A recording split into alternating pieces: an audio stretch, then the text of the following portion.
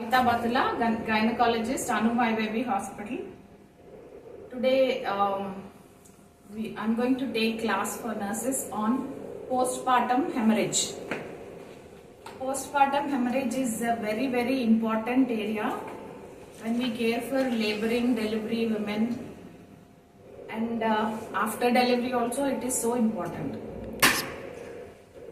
Postpartum hemorrhage we call when a lady after delivery has too much of bleeding per vagina. So it can happen immediately after delivery, within 24 hours, or even till 6 weeks after delivery. That we call secondary hemorrhage. Primary hemorrhage is within 24 hours. So then the definition, first we'll deal about active management of third stage of labor. This is for preventing PPH. PPH అవ్వకుండా ముందు నుంచే care తీసుకోవాలి మనం. PPH ఎవరికి అవుతుంది అంటే ప్రతి lady delivery అయిన ప్రతి లేడీకి PPH అయ్యే అవకాశం ఉంది. ప్రైమరీ కాదు, ప్రీటర్మ్ డెలివరీ కాదు, ఎవరికైనా PPH కి మనం రెడీగా ఉండాలి, చాలా అలర్ట్ గా ఉండాలి.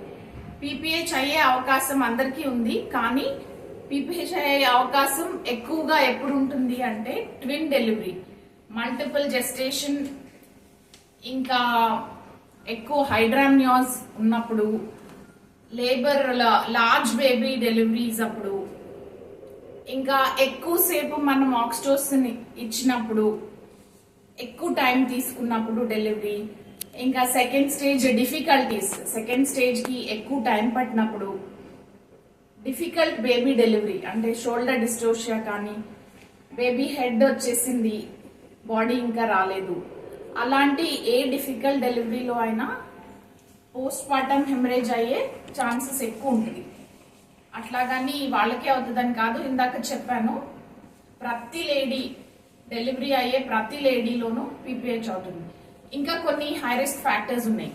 హైపర్టెన్సివ్ డిజార్డర్స్ ఉన్న వాళ్ళకి high risk, medical high risk, abruptio placenta, antepartum haemorrhage అంటాము, అది డెలివరీ లేబర్ కి ముందే ఇంటర్నల్ బ్లీడింగ్ అవుతుంది. అబ్రాప్షియో ప్లసెంటా, ప్లసెంటా ప్రీవియా వాళ్ళకి ముందే కొంచెం ఆల్రెడీ డెలివరీకి ముందే బ్లీడింగ్ అవుతుంది. వీళ్ళు ఎక్కువ ప్రోన్ అవుతారు పోస్ట్ పార్టమ్ హెమరేజ్ కి. ముందు నుంచే బ్లీడింగ్ అయినప్పుడు టెకికార్డియా ఇవన్నీ కొంత ప్రాబ్లం ఆల్రెడీ ఉన్నప్పుడు ఇంకొంచెం ఎక్కువ బ్లీడింగ్ అయినా అది పేషెంట్ కండిషన్ చాలా బ్యాడ్ అయిపోతుంది, వర్స్ అయిపోతుంది. సో వీళ్ళందరికీ మనం చాలా అలర్ట్ గా ఉండాలి. ప్రతి ఒక్క డెలివరీకి, సిజేరియన్ డెలివరీ అవని, నార్మల్ సింపుల్ డెలివరీ అవని, ఫాస్ట్ గా డెలివరీ అయ్యే వాళ్ళకి కూడా PPH అవుతుంది. ప్రెసిపిటేట్ లేబర్ అంటారు. వాళ్ళు రావటం ఎమ్మటే విత్ ఇన్ 2-3 అవర్స్ లోనే డెలివర్ అయిపోతారు. వాళ్ళకి కూడా ఎక్కువ టేర్స్ కానీ అట్లా PPH అయ్యే అవకాశాలు ఎక్కువ ఉంటాయి. సో డెఫినేషన్ అంటే ఏంటంటే, జనరల్ డెఫినేషన్ ఏంటంటే 500 ml బ్లీడింగ్ అయినా అంతకంటే ఎక్కువ అయినా PPH అనొచ్చు. బట్ ఇది 500 అయితేనే PPH అనేది కాదు, ఇంకా తక్కువ అయినా కానీ PPH అనొచ్చు. ఎందుకంటే ముందే ఎనిమిక్ గా ఉంటారు కొంతమంది, 8 grams 9 grams, వీళ్ళు ఇంకా తక్కువ బ్లీడింగ్ అయినా 300-400 cc బ్లీడింగ్ అయినా కానీ PPH ఎఫెక్ట్స్ అన్ని వచ్చేస్తాయి. PPH ఎఫెక్ట్స్ ఏంటంటే టెకికార్డియా వస్తుంది, దానికి చూసుకోవాలి మనం సైమల్టేనియస్ గా. కింద నుంచి ఎక్కువ బ్లీడింగ్ అవుతా ఉంటది, అయినా కానీ మనం ఆ టైంలోనే మానిటరింగ్ వెళ్ళిపోతా ఉండాలి. పల్స్ రేట్, బ్లడ్ ప్రెషర్స్ ఇవన్నీ చూసుకుంటా ఉండాలి. ఎప్పుడైతే పల్స్ రేట్ టెకికార్డియాలో వెళ్తుందో 100-110కి వెళ్ళిపోతుందో, ఇంకా బీపీ కూడా 80-60, 90-60, 90-50 ఫీబుల్ పల్స్ వెళ్తుందో దాన్ని PPH అనాలి.